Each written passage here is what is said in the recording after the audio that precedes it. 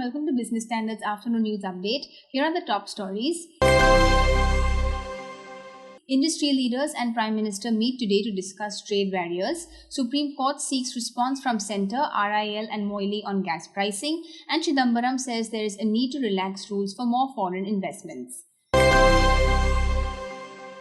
Now the news in detail. Industry leaders are to discuss some major issues hampering business growth and the economy at large with Prime Minister Manmohan Singh today. Those scheduled to be present are N.R. Narayan Murthy, Adi Godrej, Chanda Kochar, Sunil Bharti Mittal, Deepak Parekh, Rahul Bajaj, S. Gopalakrishnan and Naina Lal Kidwai amongst others. This will be the third such meeting. The first meeting was in 2010, attended by almost most industry leaders including Ratan Tata, Rahul Bajaj and Mukesh Ambani. The agenda of the council included skill development and financial inclusion. The second meeting was held thereafter, where again the overall agenda was economic development.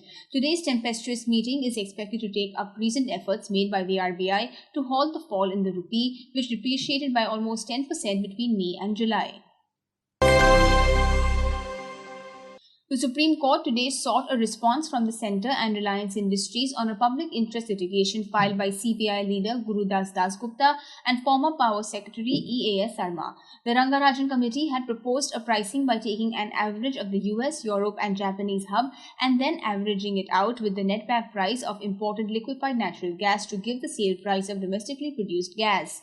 Earlier, Dasgupta had alleged that Petroleum Minister M. Veerappa Moily is working in favour of the Mukesh Ambani-led Reliance Industries by pushing for a gas price hike, saying that it would cost an additional subsidy burden of 76,000 crore rupees. In response to that, Moily had said that an import lobby is in action working against gas price hike.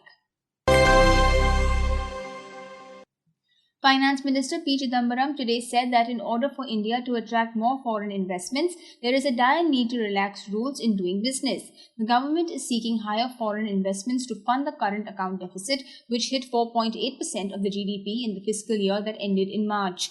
A swollen deficit has helped make the rupee the worst performing emerging Asian currency, which has been down over 9% since the beginning of May. That's all we have for now. Keep watching this space for more news.